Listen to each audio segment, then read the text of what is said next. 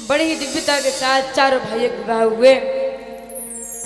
राम जी के साथ में माता सीता का, भरत जी के साथ में मांडवी जी का, और उर्मिला जी का, और लक्ष्मण जी का, और शत्रुघ्न और सुतकीर्ति का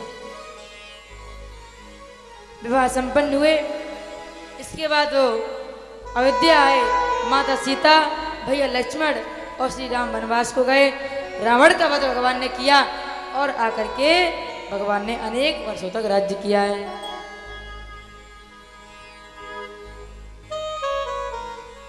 अन्य कथा को सुनाते हुए कहा, राजन अब मैं तुमको बहुत पवित्र श्री कृष्ण कथा सुनाता हूं।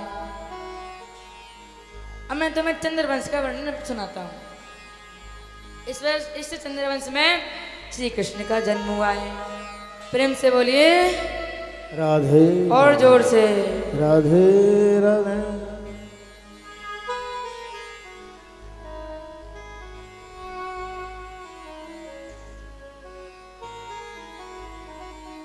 कहने लगे, भगवान नारायण की नाभि से कमल, कमल से ब्रह्मा जी का प्रकट हुआ और ब्रह्मा जी के पुत्र अत्रिमन्य के चंद्रमा हुए हैं और उन्हीं चंद्रमा से यह चंद्रवंश प्रारंभ हुआ है। और महाराज इन्हीं के वंश में आगे चल के राजा हुए, उनका नाम पुरुरवा हुआ है।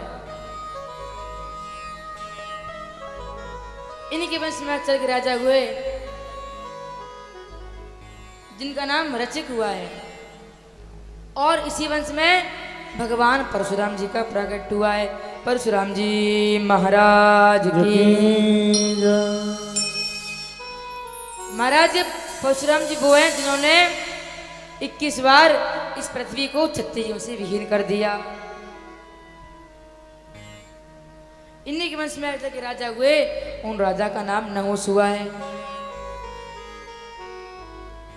जिनके महाराज 6 पुत्र हुए, याति, ययाति, बेयाति, संयाति, कृति, आयाति, ये 6 पुत्र हुए हैं। महाराज उस राजा ने अपने सबसे बड़े पुत्र ययाति को राज्य सौंप के वो चला गया। धीरे धीरे समय आया तो महाराज जो ययाति है उसने अपने पुत्र को बुलाया, कहा मेरा पूरा जीवन निकल गया पर मेरी भी कामनाओं की पूर्ति नहीं हुई है, तो कोई मुझे, मेरा पुत्र मुझे अपनी आयु प्रदान करे। तो महाराज एक पुत्र ने, जो सबसे छोटा पुत्र था, उसने अपनी आयु अपने पिता को प्रदान कर दी। महाराज इसके बाद जब राजा को बाद में समझ आया कि कामनाओं की पूर्ति कभी नहीं होती, तो उसने अपने शरीर को त्याग दिया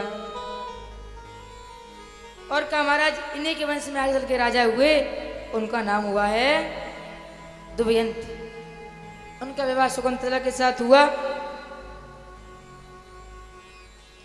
और इन्हीं के वंश में आगे चल के राजा हुए, उनका नाम हुआ रंतिदेव। उनके सूरसेन हुए और महाराज सूरसेन के वसुदेव हुए हैं। बोले वसुदेव जी महाराज की जय। महाराज पूरी कृष्ण कथा को श्री सुखदेव जी सुना रहे हैं। कहा राजन